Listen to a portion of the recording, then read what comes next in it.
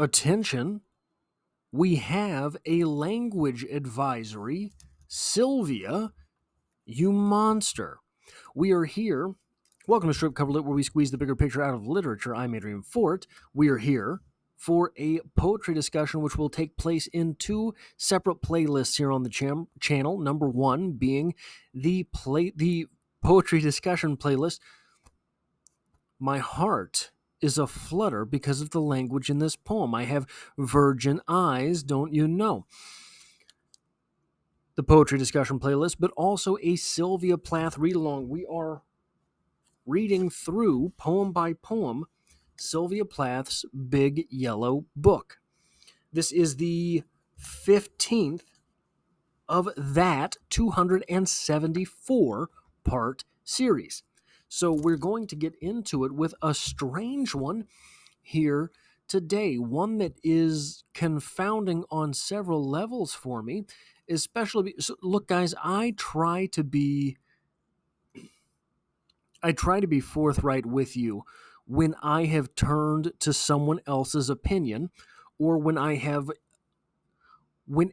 I have sort of glanced at the general parlance pertaining to a specific piece of literature. Sometimes it helps me to get on better grounds if I know what the general consensus is in critical fashion for a piece. I consulted that criticism for this poem.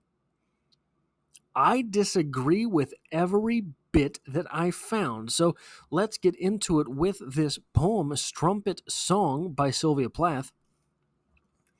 With white frost gone and all green dreams not worth much, after a lean day's work, time comes round for that foul slut. A mere brute of her takes our street, until every man, red, pale, or dark, veers to her slouch. Mark, I cry, that mouth made to do violence on, that seamed face askew with blotch, dent, scar struck by each dour year, walks there not some such one man can spare breath to patch with brand of love this rank grimace, which out from black tarn, ditch, and cup into my most chaste own eyes looks up. So here's where my interpretation differs from everything I could find. For me, Sylvia Plath poetry means absolutely nothing until the third or so read through. Whatever it is, there is a disconnect for me from Sylvia Plath. I read the poem, understand the poem ish, read the poem again, get some idea of what is going on underneath the words. There's still nothing there for me to talk about. I read the poem a third time, and then I will get something. With this poem, immediately, I went ahead and consulted other criticisms. I went ahead and looked up what other people had said about this poem. And here's the thing that got me with all, and look, this search was not exhaustive, but I checked multiple different places online. You know, what are you saying about this poem? What are you saying about this poem? Every place I looked said that this individual here, the foul slut, and this person here, the I, the speaker, are the same person. My most chaste own eyes, the individual of my most chaste eyes, the owner of my most chaste eyes is the foul slut. I, this speaker, don't see that. I don't see that. I think that they are two different people. So here's where I want to go with white frost gone. White frost is this innocence. White frost gone. With the speaker's innocence gone. And all green dreams not worth much after a lean day's work. This phrase here,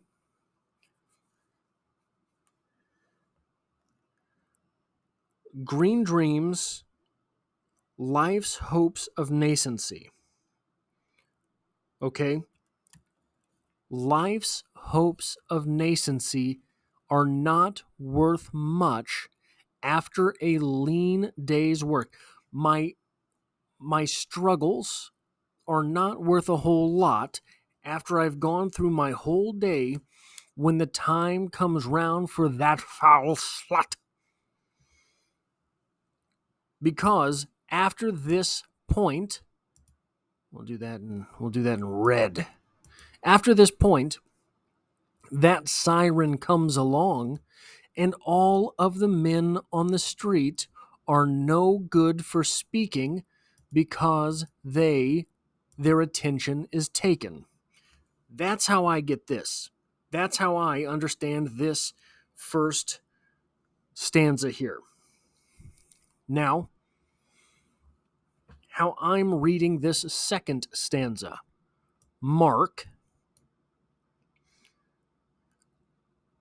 I am assuming that this is, look, mark, hark, or mark as in target. Either way, we're drawing attention. We're putting the blinders on. Mark, I cry, that mouth. Not my mouth, not even, I don't believe, this mouth that is going to get my mouth censored here on YouTube. I don't believe that either of those mouths are the that mouth in question. That definitely, regardless of whose it is not the speaker's mouth. Made to do violence on. That mouth, I think, so I misspoke earlier. I think that mouth does belong here to this individual. I think that mouth does belong there because, okay, that mouth in question to FS's mouth is made to do violence on that seamed face, which is askew with blotch, dent scar, struck by each dour year. This is the face of a rugged, older man. That is what we're looking at here. That face there is the face of a rugged, older man. The mouth made to do violence on it belongs to FS here. Walks there not some such man? Is there no one man like that? Is there no other older, rugged man? Because we're all hot to trot for older, rugged men. Is there no older, rugged man that can spare a breath to patch with brand of love this rank grimace, which out from black tarn ditch and cup into my most chaste own eyes? So the part that gets me about this interpretation here is that this stanza does not end in a question mark. To my reading, this stanza should end in a question mark. Is there no rough and tumble older man to look into my chaste eyes? That's the way that I read this. So it might be that my interpretation is wrong, but the interpretation that I am getting here is that the speaker and the FS in question are different people all competing for the same attention of the same men. And this chaste speaker, my most chaste own eyes, is jealous of FS, who is getting attention from these men in a very easy, simple, exploitative manner.